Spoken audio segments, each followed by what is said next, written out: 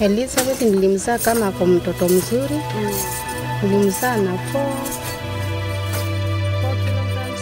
Elizabeth was just over 4 kilograms at birth, and she was a beautiful, healthy baby. It was at the age of 2 that the problems began. Elizabeth would get so sick that she would faint. 6 months after the first time she fainted a second time. And that's when she started getting weaker and weaker. Every time we took her to the clinic, they would say it is malaria, and she'd receive treatment and get a little better. At age 10, we took Elizabeth up country to the farm, where her problems continued. She would complain of shortness of breath, backaches, and heart palpitations. I would ask her, "You're back, no energy, and now your heart. What's wrong with you? These are problems for old people." Things got so bad that I had to relieve her of all her chores, and she would spend time with the infants in the area, unable to work or play. Hata shule hakuwa anacheza, alikuwa tu nakaa tuna watoto size yao. Ni mkubwa lakini anakaa na size yao. Fikiri time ya kwanza akaingia form 1 nyumbani. After Elizabeth joined high school, she fainted again. When I was called, I didn't think much of it. I figured it must be hormones, the problems you have at adolescence. I even told her to exercise more to build up her stamina. It was only when she came home for the holidays that her grandmother, who was with us at the time, noticed that there was something seriously wrong with Elizabeth. She told me that she could tell that Elizabeth's heart was pumping very hard and fast, and that she needed to be checked. We rushed her to the local clinic, where they referred us to a nearby hospital for more intensive testing. I had a little money then, and so we went, but found that even that money wasn't enough for the tests needed. The doctors told us that if we didn't have enough money, they would rush her to Kenyatta National Hospital, where the costs were subsidized. But what shocked me is that they would rush her over in an ambulance. An ambulance, I asked. This must be serious. At the National Hospital, the doctor tried to diagnose the problem, but I knew it was serious because he had to call 3 other doctors to check her condition, and she eventually was admitted for 5 days. After her discharge, we had to take Elizabeth for regular injections at the clinic. However, we were told that the only lasting solution for her condition was surgery.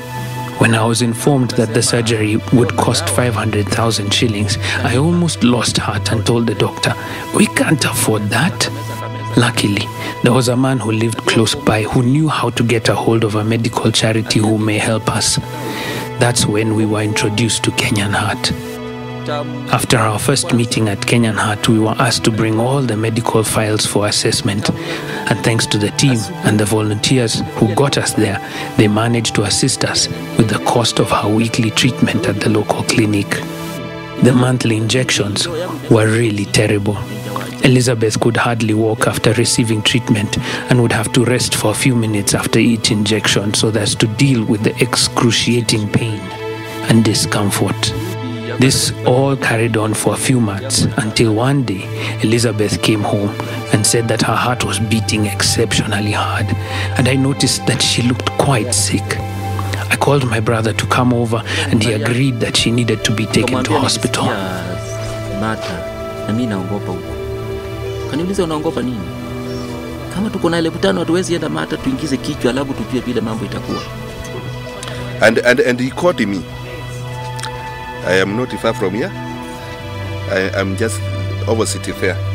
It was very early in the morning. He came and called me. Elizabeth, in fact, was in a very serious condition. I had some little money.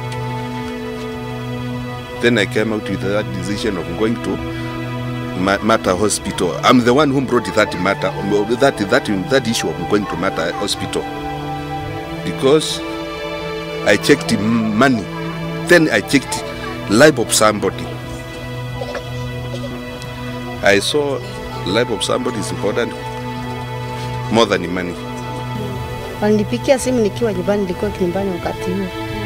Kanipigia simu akaniambia amepeleka mtoto hospitali, kwa hivyo nijaribu bila naweza ni.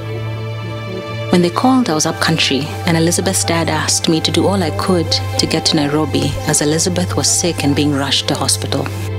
When I heard that, I didn't think I would see her again. I rushed to the city and waited at home for any news.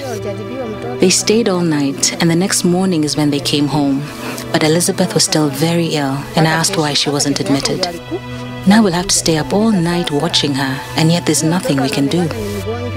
Nafikiria angelala atibiwa akiwa hospitali. Sasa hapa ni mgonjwa, tutalala tukiwa tumeketi. Mtoto ni mgonjwa. Mimi nilikuwa nafikiri mtoto atalala. Their struggle had just begun, as after a few days, Elizabeth had to be admitted multiple times before surgery was the only way out.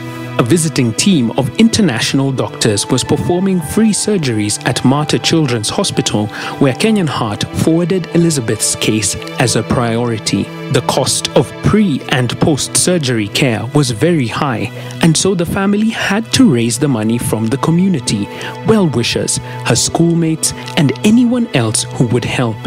She underwent the free surgery to replace 2 heart valves and was discharged after 5 days.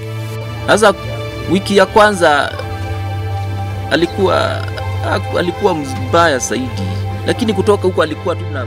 When leaving the hospital, Elizabeth looked great and we had our hopes up, but after a week she took a turn for the worse. I called Mary, the Kenyan Heart volunteer, and she told us to take her for an echo test.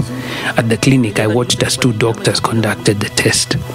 As the test was still ongoing, one of the doctors turned to me and told me, "Sir, prepare to spend all the money you have. You can forget cooking with oil and save that money because you're going to spend a lot on drugs if you want to save your daughter." The surgery had failed.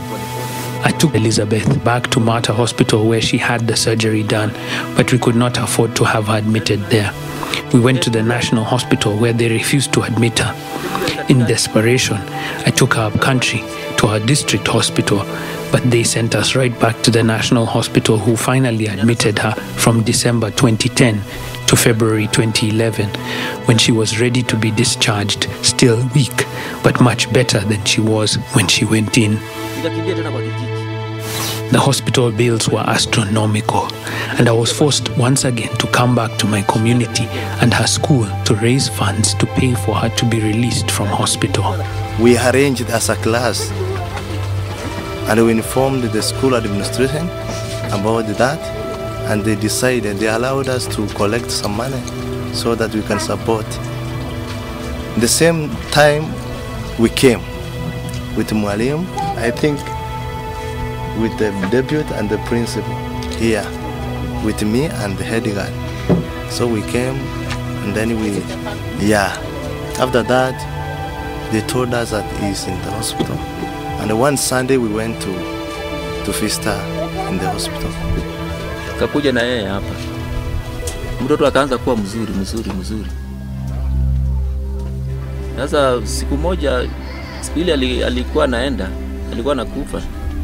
Elizabeth continued to get better until one day, as she was doing her hair with some friends from the area, she fainted again. This time, when I was called to the scene, I knew she was gone. I called my neighbor, who is a church minister, and he organized for some cash to take her to the mortuary because he knew I had nothing left. Pastor akaniambia, sasa huyu mtu ameenda, sasa tutafuta nyama ya kwenda wapi? Peleka moja.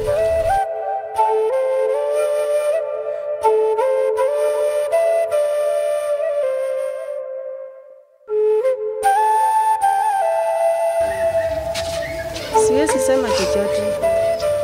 Sababu Mungu ndio upeana na yeye ndiye uchukua.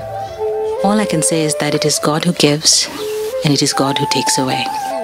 He is the one who gave Elizabeth to me, and he knew the time I would spend with her. And I would pray, God, if Elizabeth is not going to get better, then take her, please, rather than leaving her here to suffer. I would pray, please take her if she won't get better. Mtoto wangu hatabona, eli umchukue badala ya kutapika. Ni eli umchukue. Nilikuwa naomba. Changu ni kushukuru watu wa Kenyan Heart. I just want to say thank you to Kenyan Heart for all the help they gave us through this time, and to anyone else who gave, even if it was just 5 cents. I still say thank you.